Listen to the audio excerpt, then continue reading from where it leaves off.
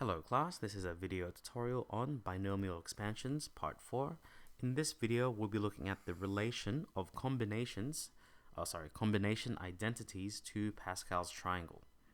So previously we saw the proofs for these three identities, and we saw that we could prove them using algebraic work and manipulation. But identity 1 and 3, these two, can actually be seen in Pascal's triangle. So let's take a look at these. Now, just a note, you won't be allowed to use what we're about to learn as a proof, right? This can only be seen in Pascal's triangle, but cannot be used to actually prove these identities. So let's take a look at the first one. Symmetry in Pascal's triangle. N, choose R, is equal to N, choose N minus R. So what this means on any row, the rth term from the left is equivalent to the rth term from the right. So here's the any row, nth row. This is the rth term from the left. This is the rth term from the right. I'll demonstrate this to you. Let's say we choose 5, choose 2. So we're picking the 5th row and 2 from the left. So 5, choose 2, 2 from the left, 1, 2. This is going to be equivalent to the same row, 2 from the right, 1, 2. So what it's saying is 5, choose 2 is equivalent to 5, choose 3. Now if we go to the actual values of Pascal's triangle, 5 choose 2 is 10, 5 choose 3 is actually also 10. Now, the reason why it's called symmetry is because, if you haven't yet noticed, there's a line of symmetry on this triangle. So any term you pick from the left, so let's say we pick, let's do another example. Let's say we pick 6, choose 1. 6, choose 1. That means we're picking the 6th row, 1 from the left. It's going to be equivalent to the same row, 1 from the right. 6 minus 1, that's starting on the end, going backwards 1. Hence why 6, choose 5. And as you can see from the symmetry, 1 from the left is equivalent to 1 from the right. So we can see the symmetry a lot better because this distance is the same as that distance. And you can see it here, 6 choose 1, 6 choose 5. They're both 6. Now using this, we can solve geometrically, as in just looking at the triangle, or algebraically. Let me demonstrate. 5 choose 2 is equivalent to 5 choose what? Well, 5 choose 2 is 2 from the left, 1, 2. It's going to be equivalent to 5 choose 2 from the right, 1, 2. So in this case, using the triangle, we can say x is equal to 3. Let's do another one. 7 choose 3. So the row 7, choose 3 means 3 from the left, 1, 2, 3. That's equivalent to the same row and 3 from the right, 1, 2, 3. In this case, x must be 4. And I just noticed that needed to be a 7. Now for cases where the values are very large and you don't really want to draw that triangle all the way down, there are two ways you can do this. You can do this visually or mentally visually, because if it's 25, 7 from the left, 7 from the right from this is going to be 25 take away 7. So that's going to be 15. So x is equal to 15. So I'll show you mentally in my head what's going on. So that's going to be 25, choose 25.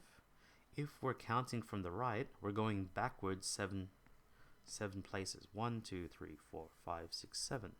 That's really just 25 take away 7, which is, sorry, not 15, 18. So 25, choose 18. So in this case, x is 18. Lastly, you can just do it algebraically, like so. Using the identity, n minus r must equal 7. So 7 equals 25 take away x. Negative 18 is equal to negative x. X is equal to 18. That's another way that you could do this.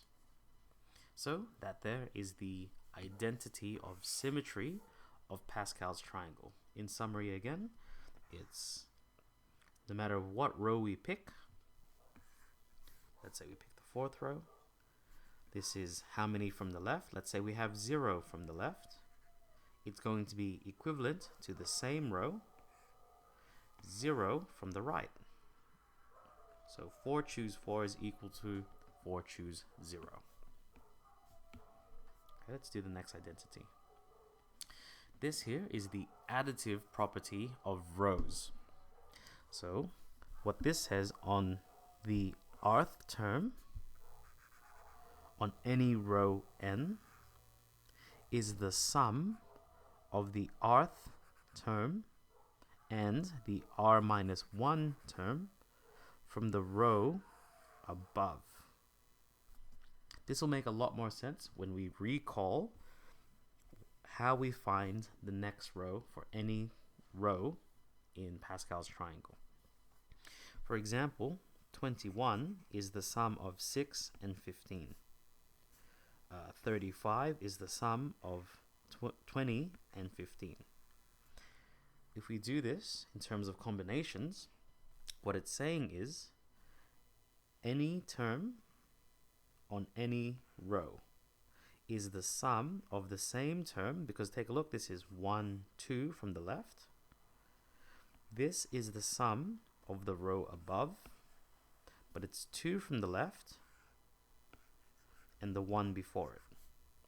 So it's pretty much saying these two are the sum of the row you're looking at. So let me demonstrate this. Let's say we choose exactly that. 6 choose 2.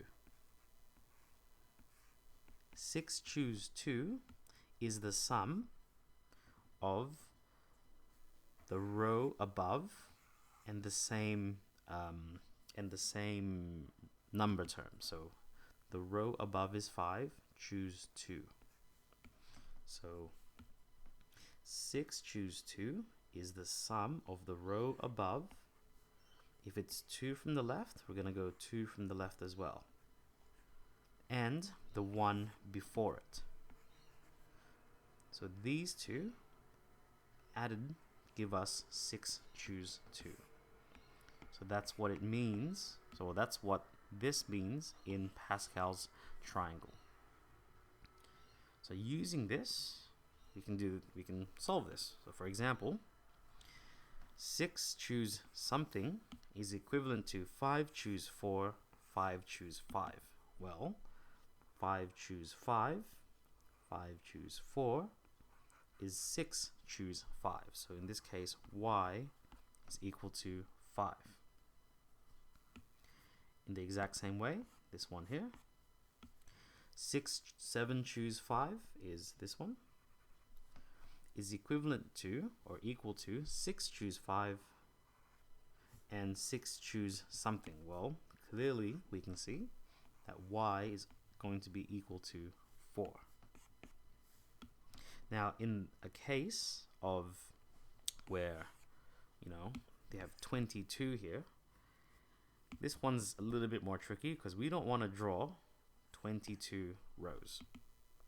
However, looking at this, what it's saying is the 22nd row, the term, and the one before it is equal to, well, this one's rather easy because what it's referring to, if this is n minus 1, as seen here,